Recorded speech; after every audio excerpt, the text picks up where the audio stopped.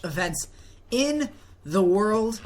Definitely, it probably is the most watched among the whole world. Of course, the Super Bowl up there as well. But this is truly one of the greatest tournaments. And we are going to start with Group A. In this group, the hosts, Brazil, drawed a pretty favorable group. Also drawing Croatia, led by Luka Modric of Real Madrid. Mexico, who struggled a lot of the year, they get into that group as well. And Cameroon, led by the always great Samuel Eto'o. In Group B, we have Spain going up against Netherlands in the first game of that group. A rematch of last year's final, so a tough draw for them.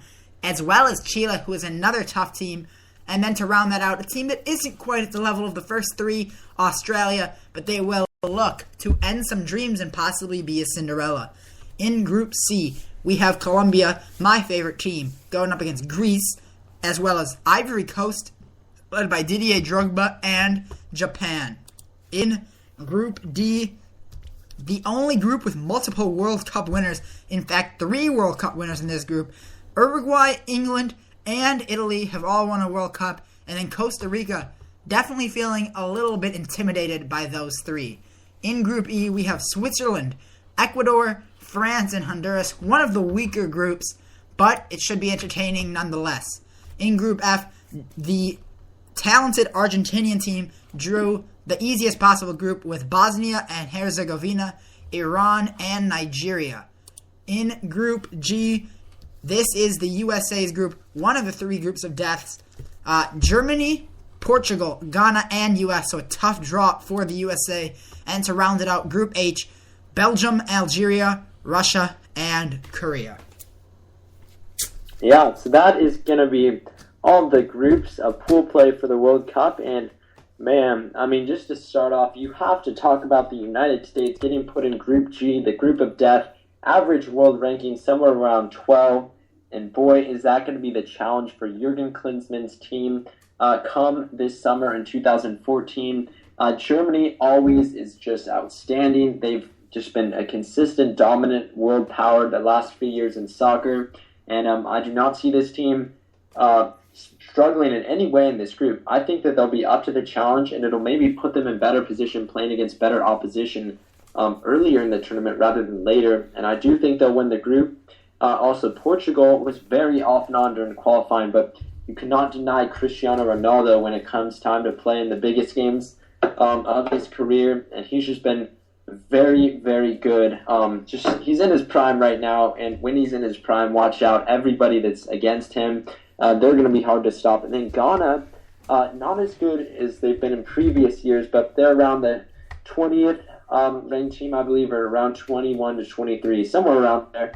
They're a very good team, and a team that the U.S. could possibly beat, but it's going to be a challenge. All 3 of these opponents, very worthy, very quality opponents, and it's going to be hard to even get 1 victory, let alone 2, to try to qualify for the knockout stages for the United States, who played very well in World Cup qualifying, but I think kind of got screwed over compared to other teams in their CONCACAF, such as, you look at Mexico got a group with Brazil, but also Mexico does have a shot of advancing despite playing Brazil.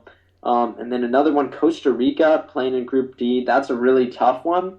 But the group that the U.S. almost got in, it was between them and South Korea for the last draw, was Group H. And boy, the U.S. would have been favored in that one, I think. Group H is Belgium, Algeria, and Russia and South Korea. And that is the weakest group. So it went between the U.S. going to the hardest group or the weakest group, and we got the group of death, no doubt about it. And we also have to travel the longest flight path of all the 32 teams in the World Cup. So U.S. kind of got screwed, I have to say. But Noah, what did you think about Colombia's draw? Well, really quickly on Group H, it still would have been hard because Russia is a talented team.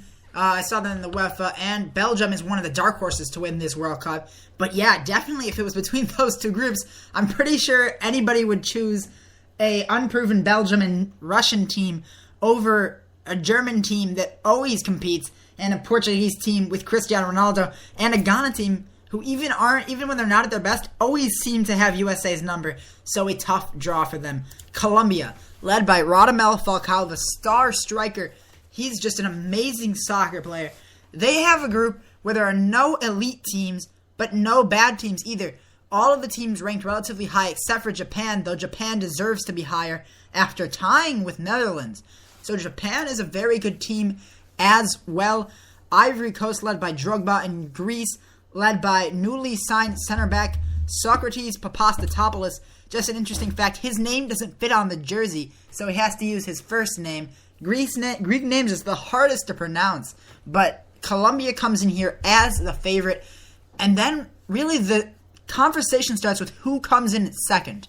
Ivory Coast, Japan, and Greece, all very close in level of play. And the first team I'm taking out of here is Greece. I don't think they're going to make it through. Not enough despite having long name Papastatopoulos. But between Ivory Coast and Japan, it will be tight. But in the end, I take Ivory Coast, led by Yaya Toure and Didier Drogba. Just so much talent there. Gervinho, Solomon Kalou, so much European players. All have a lot of experience in the World Cup. So in this group, I see Colombia going through in first and Ivory Coast in second. Yeah, and just to add on to that, just breaking down each of the groups, another group which is possibly the second hardest group, aptly named Group D, which could stand for Group of Death, but Group G is definitely the Group of Death. Don't get me wrong on that one. But can Group I disagree? G has, yes? I'm going to disagree with that, and I'm going to go with Group B. Because it's Spain, who is the defending champion, Netherlands, who is also a defending finalist, and Chile, who many don't know, but is a very, very good team, who tied with Brazil, who defeated Colombia, who tied with Argentina. So this team is a very good team. But you are right. Really, in my opinion, I think there are three groups that could make their case for the Group of Death. You said Group G, of course, I agree with you. They are a ridiculously difficult group. And then, of course, you said Group D, what could stand for Group of Death, Uruguay, England, Italy, and then Group C.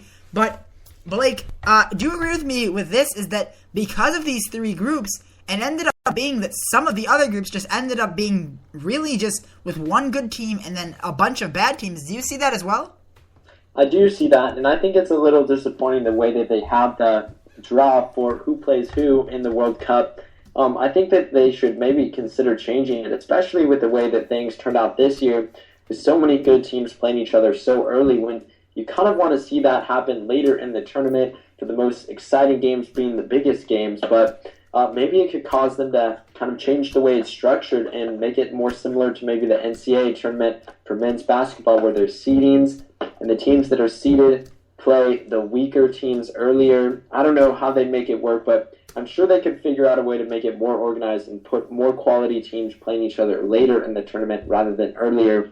And then also, just to add on to Group B, yes, you're talking about Spain and Netherlands, but other than that, Chile and Australia are not that strong. Chile is really good. Chile is really good. Do not underestimate Chile, led by Arturo Vidal, who is probably he's becoming one of the top 10 players in the world. Don't underestimate them. They are a very good team, though they're not going to get out of that group because of that tough one. Yeah, and also, I mean, Group B's average FIFA ranking is around 21 compared to Group G, which is 11.25, just so high compared to all the rest. One of the reasons because of that is because of Australia. Australia sends them way down. Australia is a terrible team. Like, Australia is legitimately awful. But, you know, you look at them, besides that, you have Chile at 15, Netherlands at 9, and Spain at 1, which would, if you just add that up, that's what, 25. And then you have Germany 2, Portugal 5, and then USA, that's 21 there. So they're almost the same. And then, of course, you've got the Uruguay, Italy, that would be 13, and England, which would be 13. So they're all very close in level. I think this is just such great three groups, and then just a bunch of really, really bad groups. Yeah, gotta agree with you there. And that is your World Cup draw this week on the Blake and Noah Show. Just lots to talk about, and we'll continue to talk about all the coverage leading up to that tournament come this summer. But boy, is it going to be exciting to watch how the U.S. fares, and just to see some of the best players in the world and the best teams in the world going head-to-head in what is one of the biggest and proudest moments in all of sports.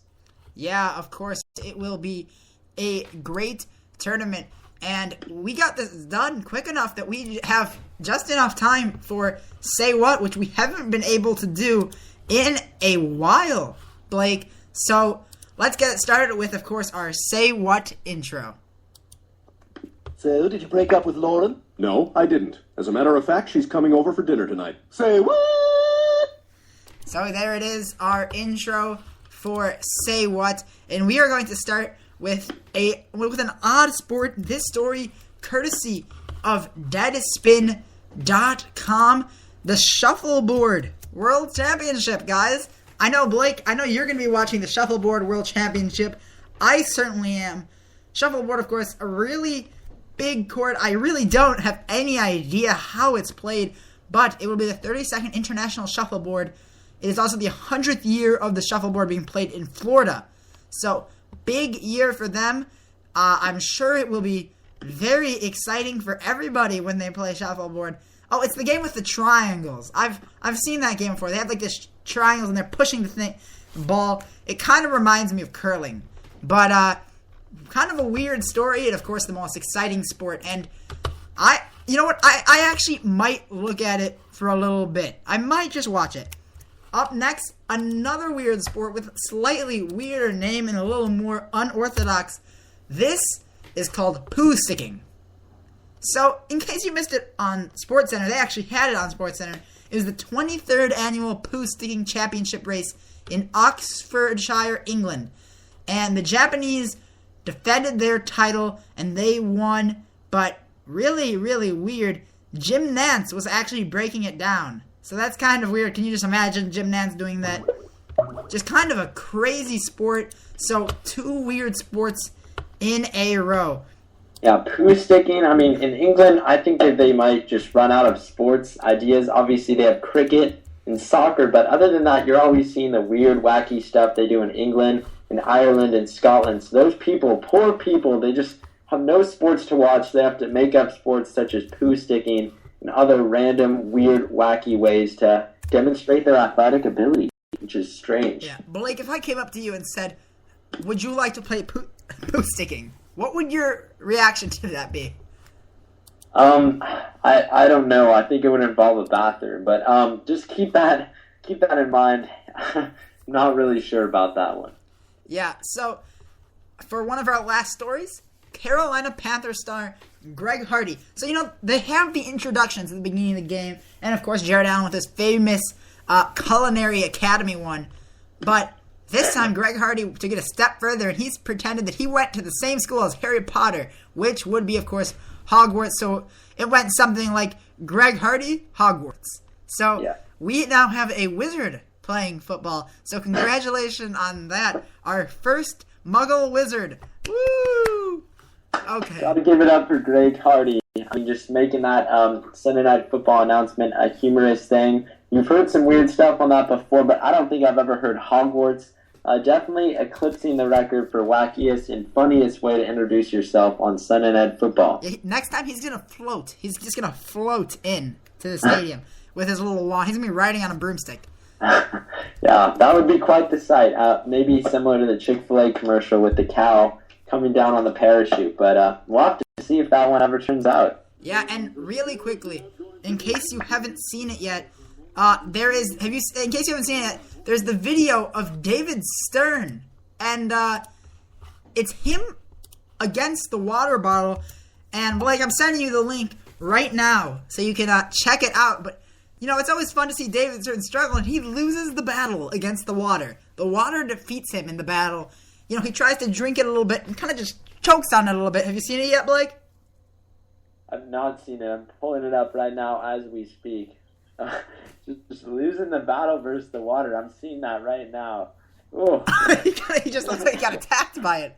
Watch that over and over again. We're going to have to post that one on our Facebook page. Yeah, he was drinking. He just got so excited. His face gets lit up. But that does it for Say What. I mean, just David Stern in his last year trying to make as many headlines as possible. So, Blake, of course, right before we go to our shout-outs, we will conclude with our sports birthdays. And please tell me, David, it's not David Stern's birthday. Okay, good. Not David Stern's birthday. Okay, so in birthdays today we have Mo Vaughn.